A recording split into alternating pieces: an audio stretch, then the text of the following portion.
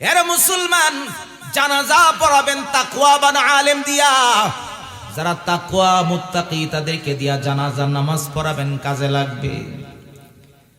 একজন আল্লাহর ওলি, তিনি কাঠ কাটতেন কাঠুরিয়া, মারা গেছেন। মারা যাওয়ার পরে ইমাম সাহেব হুজুরে খবর দেওয়া হলো, ইমাম সাহেব হুজুর আসে নাই, রাতের বেলা দাফন করতে হবে। ওনার নাম ডেকে বলছেন সুলতান ইবনে আদেল। বিবিরে বলছে, বিবি আমি মারা গেলে রাতের ভিতর আমার দাফন করবা। আরেকটা কথা হলো, আমি মারা যাওয়ার পরে আমারে তুমি কি করবা? আমার তো কাফনের কাপড় কেনার টাকা নাই, আমি জংলা থেকে কাঠ কাটি শুধুমাত্র, আমার কিচ্ছু নাই। বিবি তুমি কি করবা? আমার একটা শাড়ি কাপড় আপনারে দিয়া কাফনের কাপড় পরাইয়া দিব, কি আর করার আছে? বলে শাড়ি কাপড় লাগবে না, আমি যে জুব্বাটা পরি রে, ওই জুব্বাটা দিয়াই আমারে কাফনের কাপড় পরাইয়া দিও। সুবহানাল্লাহ বলবেন না? মরণে চেহারা মুবারক দেখায়, মরণী চেহারা মুবারক দেখায়, নবী কাছে এসে কালিমাটা পড়ায়া দিও। বলেন কাছে বসে কালিমাটা পড়, মরণী চেহারা মুবারক দেখায়। বলেন মরণী চেহারা মুবারক দেখায়, নবী কাছে বসে কালিমাটা পড়ায়া দিও। রাসূল কাছে বসে কালিমাটা পড়া, রোজা মুবারকে বারবারে নিও, কদম মুবারকে চুমিতে দিও। সুবহানাল্লাহ বলবেন না?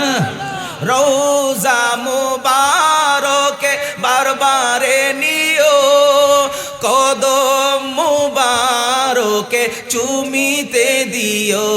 রাসূল রূহটা বের হতে হাসিটা দিও, রবি রূহটা বের হতে হাসিটা দিও। নবী কাছে বসে কালিমাটা পড়ায়া দিও, রাসূল কাছে বসে কালিমাটা পড়ায়া দিও। একটু ডান হাতটা উঁচু করে পড়ে নি ইয়া রাসূলুল্লাহ, আরো জবান খুলে পড়ে নি ইয়া রাসূলুল্লাহ। আমার নবীর উম্মত গভীর খেয়াল করে কথাটা শুনবেন। বলে বিবি আমার, তোমার শাড়ি কাপড় লাগবে না, আমি যে নবীর সুন্নতি জুব্বাটা পরি রে, আমার গোসল করাইয়া ইমাম সাহেব হুজুরকে বলবাই জুব্বাটা যেন কাফনের কাপড় পরাইয়া দেয়। সুবহানাল্লাহ বলবেন না? পাঞ্জাবির দাম কেন বেশি এটা বুঝাচ্ছি। এই পাঞ্জাবির বোতামটা খুলবা, পরাইয়া মাথার উপরে গিট দিবা, সিনা বরাবর একটা বান দিবা, আর পায়ের হাঁটুর উপরে একটা বান দিবা। যদি আমার পাগুলো না ডাকে রে, লতা পাতা দিয়া হইল, আমার এই পাগুলো ঢাইকা আমারে কবরস্থ করবা। কবরস্থ কইরা আমাকে রাতের মধ্যে দাফনের কাজ শেষ করবা। এখন হুজুর যদি না আসে কি করব? হুজুর যদি না আসে এত রাতে, তাহলে পাহাড়ের চূড়ায় গিয়া দাঁড়াইয়া রব্বুল আলামিনকে ডেকে বলবা, কাদ মাতা সুলতান ইবনে আদেল, আপনার গোলাম সুলতান ইবনে আদেল মারা গেছে। ওগো রব্বুল আলামিন, আপনি জানাজার ব্যবস্থাটা করেন। আমার রব দেখবা আমি গোলামের জানাজার ব্যবস্থা করবে। আরো জোরে বলেন না সুবহানাল্লাহ। এবার একটু আওয়াজ করে বলেন গোলাম আমরা কার? আরো জোরে বলেন গোলাম আমরা কার? ওয়াল্লাহুল্লাযী লা ইলাহা ইল্লাহু আলিমুল গায়বি ওয়াশ শাহাদাতি হুয়ার রাহমানুর রাহিম।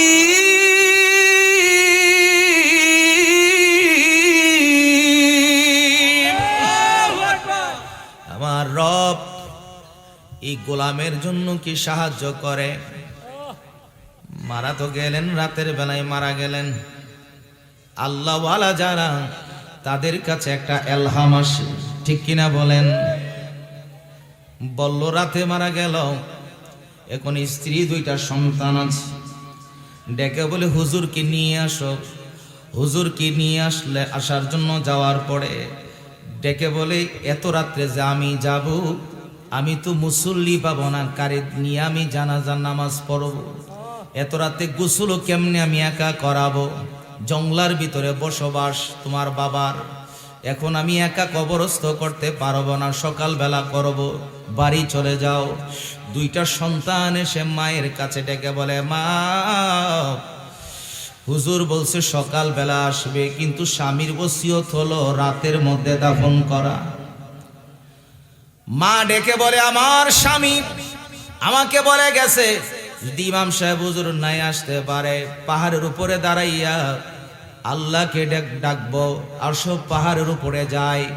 একটা সন্তানকে ডান হাতে ধরলেন, আর একটা সন্তানকে বাম হাতে ধইরা পাহাড়ের উপরে দাঁড়াইয়া এবার আমার রব্বুল আলামিনকে ডেকে কয়, আল্লাহ, আপনার গোলাম সুলতান ইবনে আদেল মারা গেছে, আপনি রব, আমার স্বামীর জানাজার ব্যবস্থা করে দেন। জোরে বলেন সুবহানাল্লাহ। আমার আল্লাহ বলে দিলেন, ওয়া কাফা বিল্লাহি নাসীরা। আমার আল্লাহ একজন ফেরেশতা নিযুক্ত করলেন। ওই ফেরেশতাকে ডাক দিয়া বলে, ও ফেরেশতা, এই জানাজার ফয়সালা আজকে রাতেই করা লাগবে। আল্লাহু আকবার। সকাল করা যাবে না।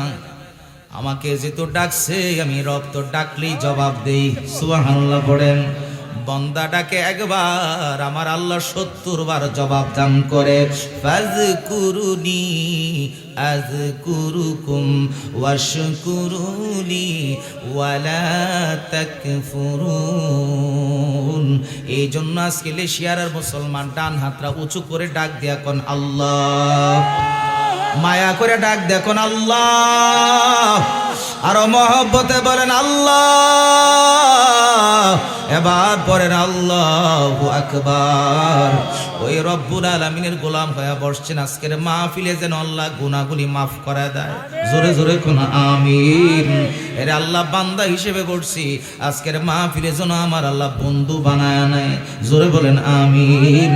এখন আল্লাহ তাআলা ফেরেশতা নিযুক্ত কইরা কয়, ফেরেশতারে ওই এলাকার মধ্যে তো গিয়া লাভ হবে না, কোন জায়গায় যাব রব?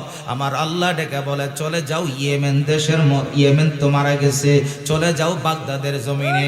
বাগদাদের জমিনে আমার এক বন্ধু আছে রে, ওই বন্ধুর নাম হলো জুনাইদ বুগদাদি। সুবহানাল্লাহ পড়েন।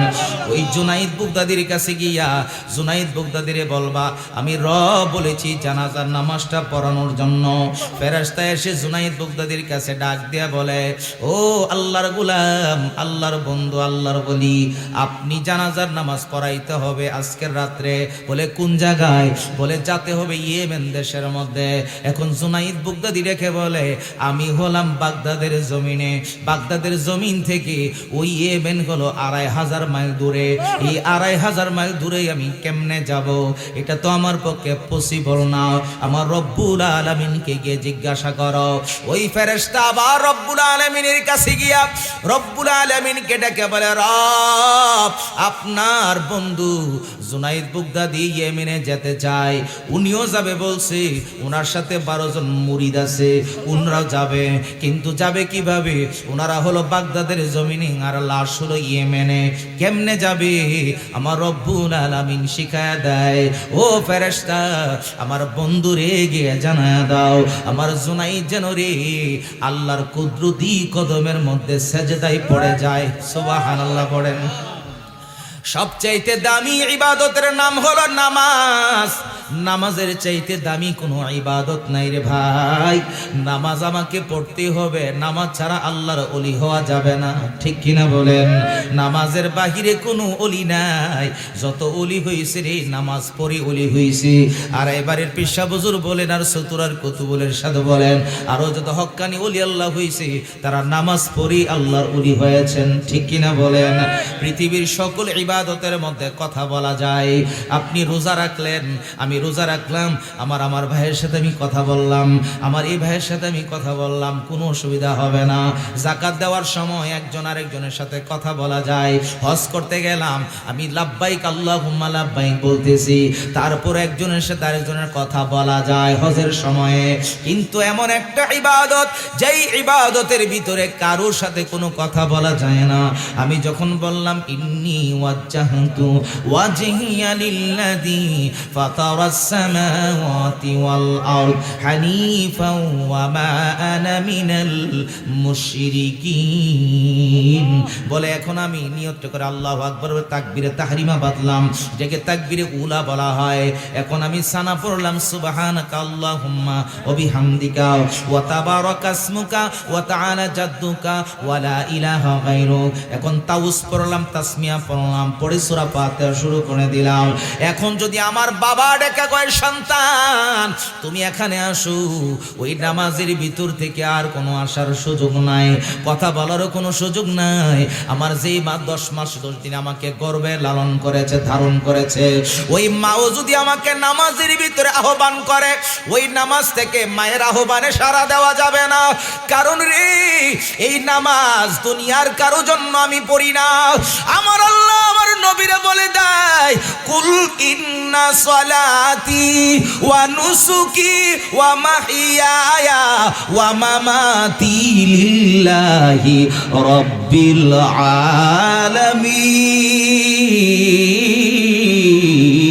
আলামিন। একমাত্র আমার রবের জন্য আমার নামাজ, রবের জন্য আমার কুরবানি। আমার হায়াতের মালিক আমার আল্লাহ, আমার মৌতের মালিক আমার আল্লাহ। ঠিক কিনা বলেন? পৃথিবীর আদারওয়াইজ কারো জন্য প্রার্থনা আমি করি না। আমার রবের দরবারে দাঁড়ায় আমি বলি আলহামদুলিল্লাহি রাব্বিল আলামিন আর রহমানির রহিম মালিকি ইয়াউমিদ্দিন। প্রশংসা সবই কেবল তোমারি, প্রশংসা সবই কেবল তোমারি রব্বুল আলামিন। দয়ালো মেহেরবান করুণায় পুরাণ, দয়ালো মেহেরবান করুণা অপুরাণ, আর কেহ নয় তুমি মালিক শেষ বিচারের দিন, শেষ বিচারের দিন। আওয়াজ করে বলেন ঠিক কিনা? আল্লাহ হলেন মালিক ইয়াউমিদ্দিন। সবকিছু আমি বললাম, এখন আমি আল্লাহর প্রশংসা করলাম, এখন আল্লাহর কাছে আমি চাওয়া শুরু করলাম, নিয়ামত প্রাপ্ত বান্দাদের সাথে আমার পথে পরিচালিত করো, তোমার বন্ধুদের পথে পরিচালিত করো। এখন আমি সূরা ফাতিহা শেষ করার পরে এখন আমি শুরু করে দিলাম সূরা কিরাত। পড়ার পরে রুকুতে যাওয়ার সময় আমি বললাম আল্লাহু আকবার, এখন বললাম সুবহান রাব্বিয়াল আযীম, বলার পরে উঠলাম আবার সামি আল্লাহু লিমান হামিদা। আবার যখন সেজদাতে গেলাম তখনও বললাম আল্লাহু আকবার, সেজদা থেকে মাথা উঠাইলাম তখনও বললাম আল্লাহু আকবার, সেজদায় গিয়ে পড়লাম সুবহান রাব্বিয়াল আলা। এত বেশি জিকির অন্য কোনো ইবাদতের মধ্যে নাই রে, একমাত্র নামাজের ভিতরে আল্লাহর নাম সবচাইতে বেশি স্মরণ করা হয়। আল্লাযীনা ইয়াযকুরুনাল্লাহা কিয়ামান ওয়া কুউদাও ওয়া আলা জুনুবিহিম। আমার আল্লাহ জানায়া দিলে তুমি দাঁড়ায় নামাজ পড়বা, না পারলে বসে পড়বা, কিন্তু চেয়ারে বসবা না, ওই ফ্লোরের মধ্যে বসবা। যদি নাই পারেন তাহলে মাসালা আজকে হালাল হারামের ফতোয়া দিলাম না, তবে পায়ে হাত দিয়ে বলে যায় ও মুরব্বী আব্বাজি, যারা নিচে বসতে পারেন না একটু চেষ্টা করবেন, চেয়ারটা বাদ দিয়ে দিবেন। চেয়ারের দুইটা ক্ষতিকর দিক আছে, একটা হলো চেয়ারে বসে যে আপনি নামাজ পড়লেন আপনার কাতারটা আপনি আর পাগুলো আগায়া গেছে, কাতার জীবনও সোজা করা যাবে না যদি চেয়ারে বসে নামাজ পড়া হয়। ও আব্বাজি পায়ে হাত দিয়ে বলে দিয়ে যায়, চেষ্টা করবেন আপনি রুকু দিতে না পারেন, সাজদা করতে না পারেন, চেয়ারে আপনার নিচে ফ্লোরের মধ্যে বসে হাতটা বেঁধে যখন আপনি রুকুতে যাবেন বেশি নুইতে পারেন না, কোনো অসুবিধা নাই, হালকা একটু নুইবেন আবার উঠবেন, আবার হাতগুলো বেঁধে সাজদাতে যখন যাবেন আপনি বেশি নুইতে পারেন না, শুধুমাত্র হাতটা একটু উঠাইয়া আপনি সাজদার মতো করে সাজদাটা দিবেন। তাও চেয়ারের চাইতে 1000 গুণ বেশি দামি নামাজ হলো নিচে বসে নামাজ পড়া। আরো জোরে বলেন আল্লাহু আকবার। দ্বিতীয় একটা কারণ হলো রে, আমি যেই রবের কাছে গিয়া বসলাম ওই রব তো আমার, আমি রবের কাছে আসামি হইয়া আসামির বেশে হাতগুলো বাঁধলাম। রবের কাছে চেয়ার সুন্দর না রে, রবের কাছে গোলামি হলো সবচাইতে বড় সুন্দর। কথা বলেন ঠিক কি না? এই জন্য মুসলমান নামাজের দাম সবচাইতে বেশি। বিপদে যখন পড়বেন, বিপদে পড়ার সময়ে তারপর নামাজ পড়বেন। ইমাম হুসাইন রাদিয়াল্লাহু তাআলা আনহু কারবালার জমিনে ছুরি চালাবে, তখনও বলে রে আমার একটু 2 রাকাত নামাজ পড়ার সময় দাও। সুবহানাল্লাহ। নামাজ পড়ার সময় দাও, 2 রাকাত নামাজ পড়বো। ওই সীমারে মনে করছে নামাজ পড়তে গিয়ে মনে হয় দেরি করবে। ইমাম হুসাইন রাদিয়াল্লাহু তাআলা আনহু বেশি সময় নাই, কারণ সময় নিলে রে এই সীমার মনে করবে ভয়ে নামাজ দেরি করতেছে, বেশি তাড়াহুড়ো করে নাই, আবার বেশি লম্বা কেরাত পড়ে নাই, নামাজটা পড়ে শুয়ে গেছে। এবার ছুরি চালায়া দাও। ও লেশিয়ার আর মুসলমান, আমাদের আকাবির যারা, ইমাম আবু হানিফা নামাজি, বড় পীর আব্দুল কাদের জিলানী নামাজি, খাজা গরিব নওয়াজ নামাজি, বাংলার সম্রাট যিনি, গতকাল হবিগঞ্জের জমিনে ছিলাম। ওই সিলেটে ঢুকার সময় যে ব্রিজটা আছে, ব্রিজের এখানে একটা ব্যাংকের সাইনবোর্ড আছে, ও পুণ্যভূমিতে আপনাকে স্বাগতম। কারণ কি রে, এই গোটা বাংলাদেশে যতটা বিভাগ আছে সবচাইতে বেশি আল্লাহর ওলি হলো সিলেটের জমিনে। এই জন্য সিলেটের জমিনটাকে পুণ্যভূমি বলা হয়। ও গোলামেরা, ও গোলামেরা, আল্লাহর বন্ধু যারা হয়ে গেছে তারা নামাজের মাধ্যমে হলো, তারা নামাজের মাধ্যমে আল্লাহর ওলি হয়েছে। ইমামাত আকাবির শাহজাল রহমাতুল্লাহ আলাইহি নামাজি, চতুরার কুতুবুল ইরশাদ নামাজি, আর এবারের পেশা বুজুর নামাজি। এমনি ভাবে আল্লাহওয়ালা যারা নামাজ পড়ে তারা এখন আল্লাহও ডেকে কয় ফেরেশতারে, যাও যাও যাও যাও জুনাইদ বাগদাদির কাছে গিয়া কও মুরিদ সহ যেন সেজদায় পড়ে আমার আল্লাহকে স্মরণ করে। সুবহানাল্লাহ। আরো জোরে বলেন, সেজদায় পড়ে সুবহানা রাব্বিয়াল, বলেন না সুবহানা রাব্বিয়াল আলা। ফেরেশতা ডেকে কয় জুনাইদ আপনি সেজদা থেকে মাথা উঠায়া দেখবেন যে আপনি বাগদাদে নাই, ইয়েমেনে পৌঁছে গেছেন। সুবহানাল্লাহ। সুবহানাল্লাহ বলবেন না?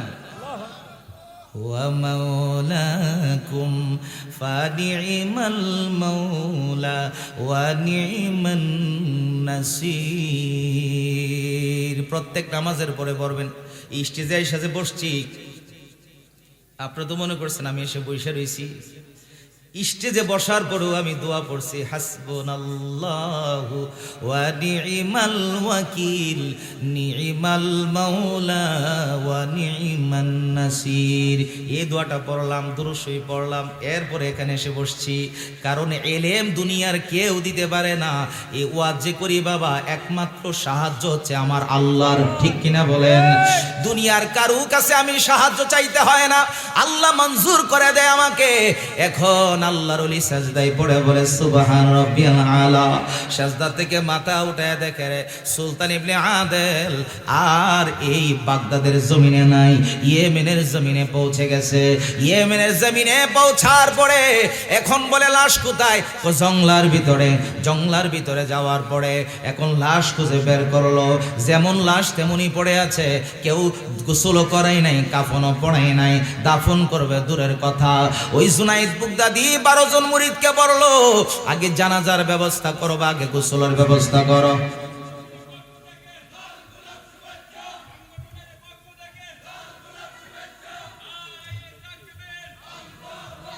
মাশাআল্লাহ মাশাআল্লাহ। আজকের মাহফিলের জি তাকবীর দেন,